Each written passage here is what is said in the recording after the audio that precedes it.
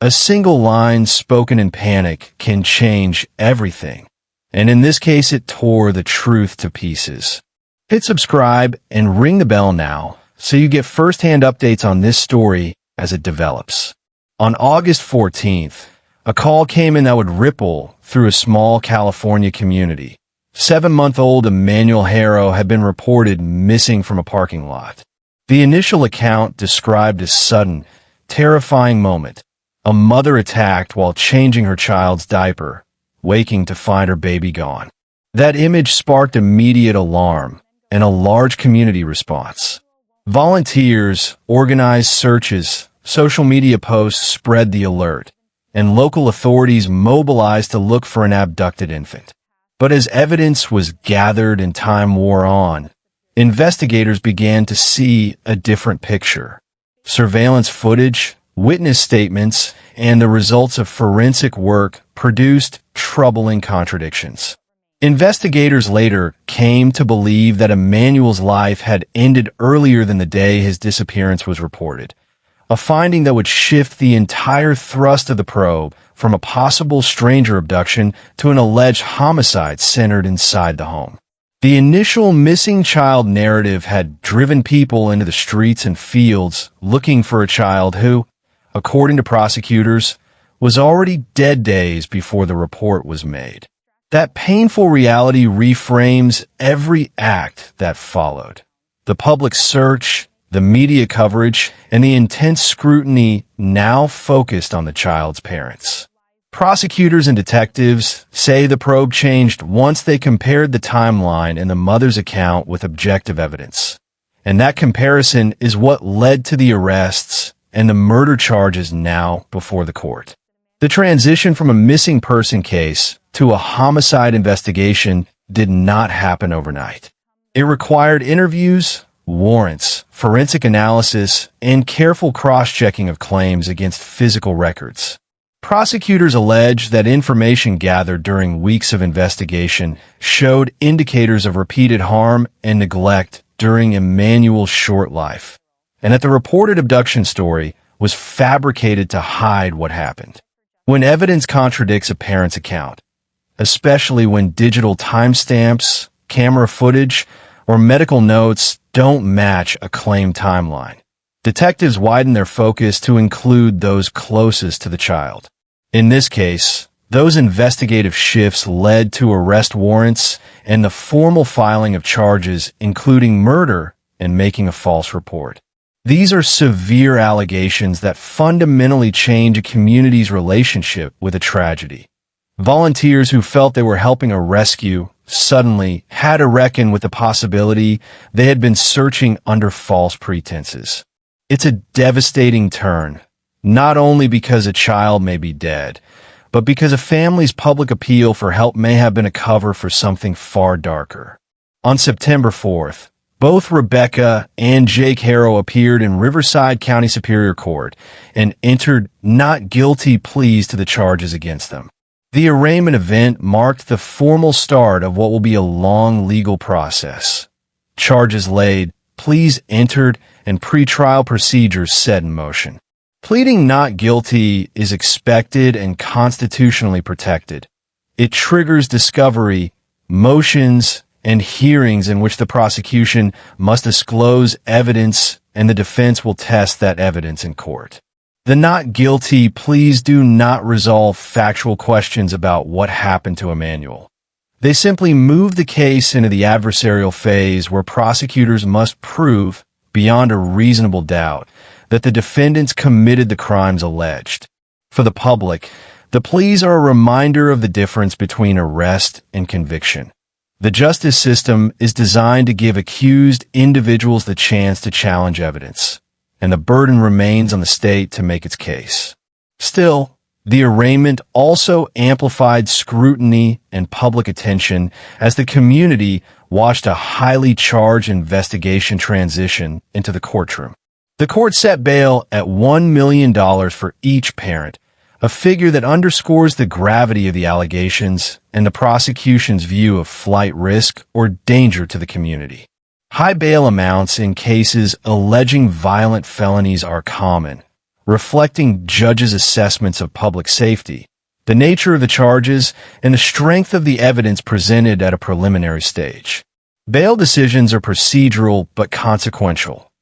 Holding defendants in custody pending trial affects access to counsel, the ability to assist in defense preparation, and, for the public, the sense that the system is taking the case seriously. Beyond bail, the court scheduled forthcoming procedural dates, a felony settlement conference, and a preliminary hearing, both part of the wheels of pretrial practice. Those hearings serve different purposes. The settlement conference may explore plea possibilities, while the preliminary hearing will determine whether sufficient evidence exists to bind the defendants over for trial. The calendar now structures how evidence will be shared, how witnesses will be vetted, and how legal arguments about admissibility will be framed. For a community steeped in emotion, those procedural steps can seem slow, but they are the mechanisms through which the state converts investigation into proof or determines that its case falls short. Investigators maintain a central, troubling theory. Emmanuel's life likely ended well before August 14th, the date on which a kidnapping was reported. Prosecutors and detectives say their work uncovered a window in which the infant may have died days earlier, a finding that reshapes how every detail is interpreted. If death occurred days before the public report, then either the parents misrepresented the timing or crucial evidence was hidden or destroyed in the intervening period. Detectives do not reach such conclusions lightly. They rely on medical assessments, the sequence of care, or lack of it, surveillance timestamps, and inconsistent statements.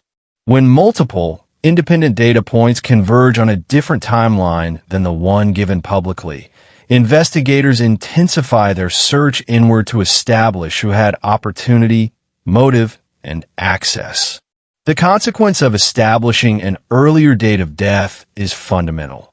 It converts an active rescue scenario into a homicide investigation that scrutinizes what happened in the home and who may have been responsible for failing or for actively causing the harm that proved fatal. That altered timeline is the backbone of the prosecution's theory, and the reason this case is now being pursued as alleged murder rather than a stranger abduction. Despite focused searches and significant investigative resources, Emmanuel's remains have not been recovered, and that absence keeps the case open and the community anguished. Authorities have conducted targeted searches in fields and remote areas, employed cadaver dogs, sifted through evidence seized from the family property, and executed warrants designed to locate physical traces. The lack of a recovered body complicates both the investigatory and prosecutorial tasks. In death investigations without a body, prosecutors typically must assemble a mosaic of corroborating facts. Medical records showing untreated or unusual injuries, forensic traces in vehicles or residences, communications that point to concealment, and witness statements that together support the claim that the victim died and that the defendants caused or knew of that death. The absence of remains does not prevent charges. Prosecutors can and have proceeded in no-body cases when the circumstantial evidence is strong, but raises the evidentiary bar and deepens the community's longing for closure. While arrests and filings indicate prosecutors believe they have sufficient probable cause, the practical need to locate remains both an emotional and a legal imperative. Until that happens, many questions will remain unresolved and grief will remain unclosed. Across towns and neighborhoods, people have responded in public and private ways. Vigils, protests, and persistent calls for accountability have kept the case in the spotlight. Community reaction has been visceral and sustained. Candlelight gatherings, marchers demanding justice, social media campaigns, and widespread sharing of information. That public pressure matters. It keeps investigators resourced, holds institutions to account, and ensures the case remains visible. But a public outcry can also complicate prosecutorial strategy and influence potential witnesses. Investigators must balance the benefits of community attention with the risks of contaminated tips, false leads, and the intimidation of potential cooperative sources. For loved ones and neighbors, the pain is also personal. People ask whether they missed signs, whether they could have acted differently, and whether systems did enough. Those are profound moral questions that extend beyond the courtroom. The public's determined demand for truth helps sustain the investigation, and it also presses lawmakers and child protection agencies to answer broader questions about how similar tragedies might be prevented. Public engagement, when channeled into verified tips and support for professionals, can help solve such cases. When it drifts into speculation, it can muddy the path to justice. One element that has amplified scrutiny is the resurfacing of the father's prior child cruelty conviction. Public records show that Jake Haro previously pled guilty to willful cruelty to a child, a history that prosecutors and community members say should have triggered more protective measures.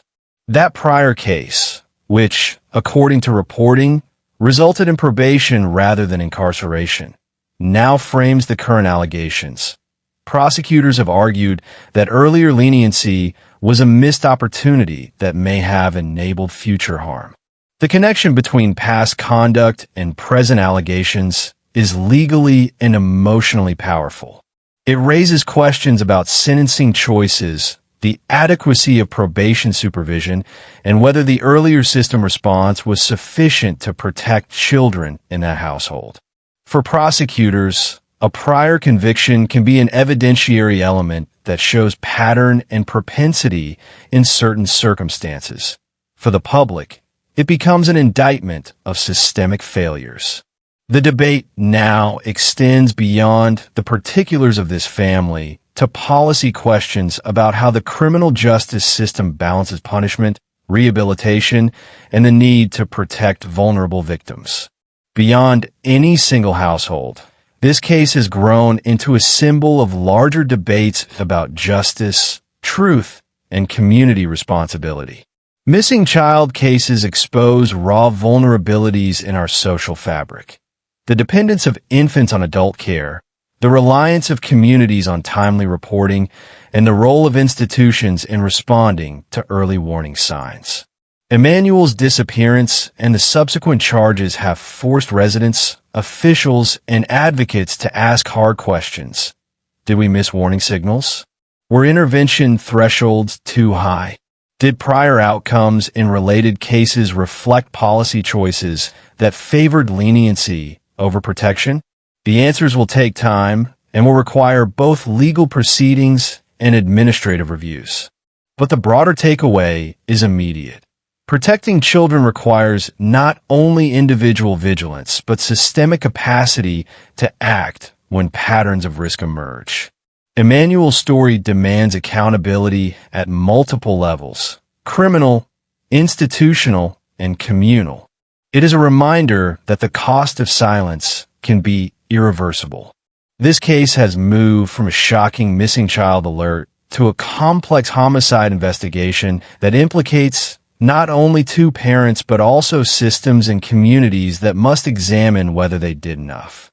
The not guilty pleas mark the formal beginning of a legal battle where evidence will be tested, witnesses will be called, and the prosecution must demonstrate, beyond a reasonable doubt, what it alleges. Meanwhile, investigators continue to pursue leads that might recover Emmanuel's remains and provide the final answers the family and community need. Until facts are proven in court, the public should keep pressure on investigators in productive ways, sharing verified tips, preserving potential evidence, and supporting agencies that protect children. Emmanuel's absence is a profound loss. The responsibility now rests on the justice system and on every citizen to insist that truth, not rumor, guides accountability. If you have verified information relevant to this investigation, contact the Riverside County Sheriff's Homicide Detail. Your tip could make the difference between a case that goes cold and one that delivers justice.